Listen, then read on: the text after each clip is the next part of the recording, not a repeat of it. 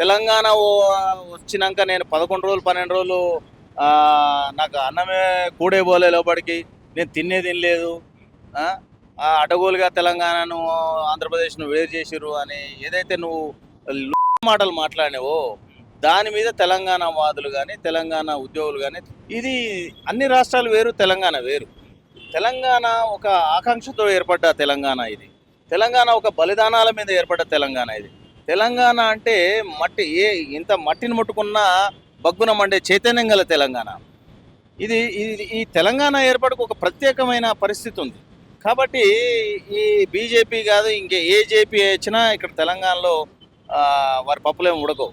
కాబట్టి నేను ఒకటే చెప్పదలుచుకుంది ఏంటంటే, ప్రభుత్వాలు పనిచేయాలి.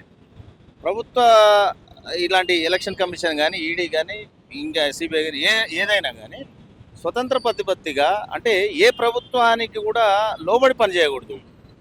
అంటే వాస్తవానికి వారి యొక్క పరిధులు ఏంది, వారి బాధ్యతలు ఏంది, ఆ విధంగా పనిచేస్తే భారతదేశం అనేది సాఫీగా ఉంటుంది. కానీ ఇలా కేంద్ర ప్రభుత్వం ఆధీనంలో పనిచేసినట్టుగా చేయకూడదు అనేది నా యొక్క భావన. సో మీరు చెప్పినట్టుగా బీజేపీ పప్పులు ఉడకపోవచ్చు, కానీ జనసేన బీజేపీ అన్ని కలిసి కూటమి పప్పు ఏమైనా ఉడకబెట్టే అవకాశం ఉంది. ఇక జనసేన అంటే ఇక పవన్ కళ్యాణ్ గారి గురించి ఈ రోజే పార్టీ పార్టీ ఆఫీస్ పెడుతున్నాడు. అంటే నేను ఏమంటున్నా అంటే, పవన్ కళ్యాణ్ గారు అంటే నేను కూడా అభిమానిస్తా ఒక యాక్టర్గా, సినీ యాక్టర్గా. ఇప్పుడు మనం సినిమాలలో చూస్తాం, ఒక ఆయన ఇట్ట అనగానే 10 మంది కింద పడతారు. అట్లా కాదు కదా, ఒక రోజుకే ఆయన కలెక్టర్ అయిపోతాడు, ఒక రోజుకే మొత్తం మార్చేస్తాడు, ముఖ్యమంత్రి కూడా అవుతాడు, ప్రధానమంత్రి అవుతాడు. ఒక రోజుకే ఆయన క్రికెట్ అవుతాడు, ఒక రోజుకే ఆయన ఫైల్ మ్యాన్ అవుతాడు. సో ఇది నిజ జీవితం. ఇంకోటి వారి యొక్క డైలాగులు, అంటే నేనేమంటున్నానంటే, ఒక క్షేత్రస్థాయి నుంచి ఇప్పుడు గౌరవ ముఖ్యమంత్రి గారు సామాన్య కార్యకర్త నుంచి ఈరోజు ముఖ్యమంత్రి అయ్యారు. వారికి ప్రతి దగ్గర కూడా ఎవరి కష్టజీవులదేంది, వ్యాపారస్తుల బాధలేంది, ఉద్యోగస్తుల బాధలేంది అని, నాయకుల బాధ అన్నీ కూడా తెలిసిన వ్యక్తి. సో ఈయన ఏదో జాక్పట్ల ఏదో ఉప ముఖ్యమంత్రి అయ్యాడు. వాస్తవానికి ఆయనకు అంత చరిష్మా ఉంటే ఆయనే ముఖ్యమంత్రి అవుతాడు కదా. ఇప్పుడు నేను మీ ఛానల్ ద్వారా చెప్పదలుచుకుంది ఏంటంటే, పవన్ కళ్యాణ్ గారికి, సార్ మీరు మీ రాష్ట్రాన్ని చూసుకోండి. అక్కడ ఆకలితో అలమటిస్తున్న శ్రామికులు ఉన్నారు, వరదలలో పంటలు కొట్టుకపోయి బాధపడుతున్న రైతన్నలు ఉన్నారు, ఉద్యోగాలు లేక ఇబ్బందులు పడుతూ బాధలు పడుతున్న నిరుద్యోగులు ఉన్నారు, విద్యా అవకాశాలు లేక బాధపడుతున్నటువంటి విద్యార్థులు ఉన్నారు. అరే మీరు నీ ఇల్లు నువ్వు చక్కగా చూసుకోవా, మొదలు ఈ పక్క ఇంటికి వచ్చి నువ్వేదో వేతనం చేస్తా అంటే ఏమంటున్నా అంటే, నేను పోటీ చేయట్లే కదా, అక్కడ తెలంగాణ బిడ్డలే పోటీ చేస్తారు, తెలంగాణ వాళ్ళకి అవకాశాలు వస్తాయి. ఇది కాంగ్రెస్ వాళ్ళు మాట్లాడిన విడ్డూరంగా ఉంది. వాళ్ళు ఏమన్నా మరి రాష్ట్రంలో పుట్టిన పార్టీ, అది కూడా జాతీయ పార్టీ కదా అని మాట్లాడుతున్నారు. ఇప్పుడు పవన్ కళ్యాణ్ పోటీ చేయొద్దని ఎవరైనా అంటలే, కాంగ్రెస్ పార్టీ ఎవరైనా అన్నారా పోటీ చేయొద్దని? ఏమంటున్నారు? ఎవరైనా కానీ తెలంగాణ బిడ్డలుగా మేమేమంటున్నాము, పోటీ చేయడానికి లేదు. నువ్వు రావచ్చు, పోవచ్చు, నీ రొయ్యలు అమ్ముకోవచ్చు, కర్రీ పాయింట్ పెట్టుకోవచ్చు, నువ్వు ఏదైనా చేయొచ్చు వ్యాపారం, మేము కాదనట్లే. కానీ ఇక్కడ నువ్వు తెలంగాణ వాదాన్ని అవమానించి, తెలంగాణ ఆత్మ బలిదానాలను అవమానించి, తెలంగాణ వచ్చినాక నేను 11 రోజులు 12 రోజులు నాకు అన్నమే కూడే పోలే లోపలికి, నేను తినలేదు.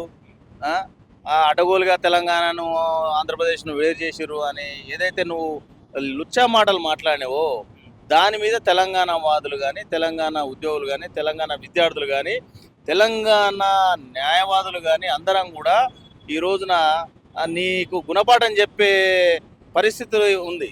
కాబట్టి ఇప్పటికైనా బుద్ధి తెచ్చుకోండి. పవన్ కళ్యాణ్ గారు పోటీ చేయండి, ఏం బాధలేదు.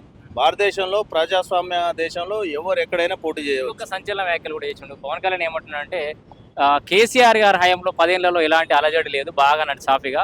ఈ కాంగ్రెస్ వాళ్ళు వచ్చిన తర్వాతనే ఈ ఆంధ్ర తెలంగాణ సెంటిమెంట్ మళ్ళీ రాజేస్తున్నారు, అనవసరమైన వివాదాలు తెరదీస్తున్నారు అంటున్నారు పవన్. అరే ఇప్పుడు నువ్వు అన్నది ఎవరు? ఇప్పుడు పవన్ కళ్యాణ్, ఇప్పుడు మీరు ఒకసారి గమనించండి. ఇప్పుడు ఆయన జనసేన పార్టీ ఏదో పార్టీ పెట్టిండు, పార్టీ పెట్టాక కూడా ఆడ ఈడ పోటీ చేసిండు, చేయలేదు. ఇది కార్పొరేషన్లను ఎమ్మెల్యేలను అక్కడక్కడ పోటీ చేసిండు.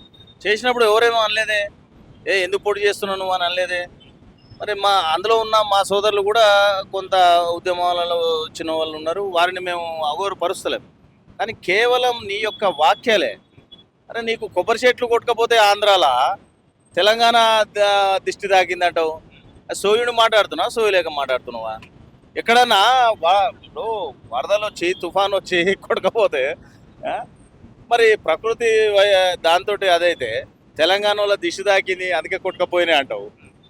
ఏమన్నా సోయి ఉన్న మాట అయినా సో కాసేపు ఆయన వ్యాఖ్యలు పక్కకు పెడితే మనం ఇందాక మొదట్లో ప్రస్తావించినట్టుగా బీజేపీ, బీఆర్ఎస్ అట్లాగే ఇంకా కొన్ని పార్టీలు కలిసి చిన్న చితక పార్టీ కలిసి కూటమిగా ఏర్పడితే కాంగ్రెస్ పార్టీకి రాబోయే ఎన్నికల్లో ఏమైనా సమీకరణాలు మారే అవకాశం ఉందా? నేను ఒకటే చెప్పదలుచుకున్నా బ్రదర్. కాంగ్రెస్ అధికారంలో లేనప్పుడు కూడా స్ట్రాంగ్ పార్టీ. కాంగ్రెస్కున్న ఓటు బ్యాంక్ కాంగ్రెస్కు ఉంది.